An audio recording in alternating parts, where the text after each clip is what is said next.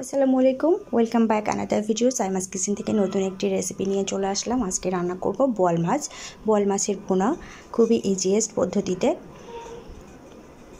এবং খেতে কিন্তু দুর্দান্ত, খুবই ঝামেলা কম। মাছ এখানে কেটে ধুয়ে নেওয়া, পরিমাণ মতো যার যত পিস লাগে নিয়ে নেবেন। তারপরে আমি এখানে প্রয়োজনীয় মশলাগুলো রেডি করে নিয়েছি। পেঁয়াজ কুচি, কাঁচামরিচ, জিরা এবং রসুন একসাথে বেটে নিয়েছি, আদা বাটা আর হলুদ গুঁড়া, ধনিয়ার গুঁড়া, মরিচের গুঁড়া। এবার মাছগুলো আমি ভেতরে দিয়ে দিচ্ছি মশলার ভেতরে। সাধারণত আমরা মশলাগুলো আলাদা কষিয়ে নিয়ে পরে মাছ দিয়ে কষাই, কিন্তু আজকে সেই কষানোর ঝামেলা নাই। একসাথে মাছগুলো পরিমাণ মতো লবণ দিয়ে মেখে নিব।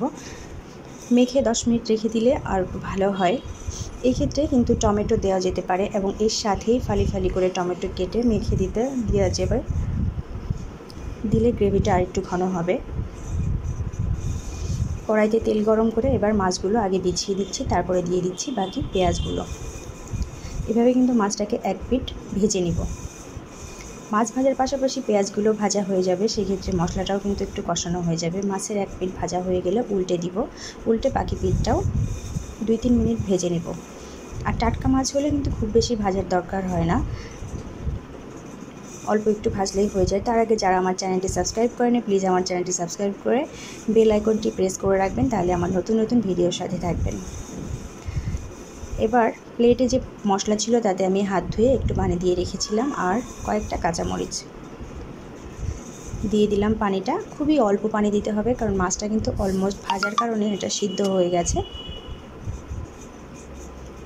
কয়েক মিনিট জাল করার পরে পানিটা যে শুকিয়ে তেল উঠে যাবে, তখন একটু জিরার গুঁড়া দিয়ে বা একটু ধনেপাতা দিয়ে নামিয়ে নিতে পারেন। আমি একটু জিরার গুঁড়া দিয়ে দিব এবং এটা কিন্তু দেখতে এত বেশি ইয়াম্মি, খেতেও অনেক বেশি ভালো লাগে।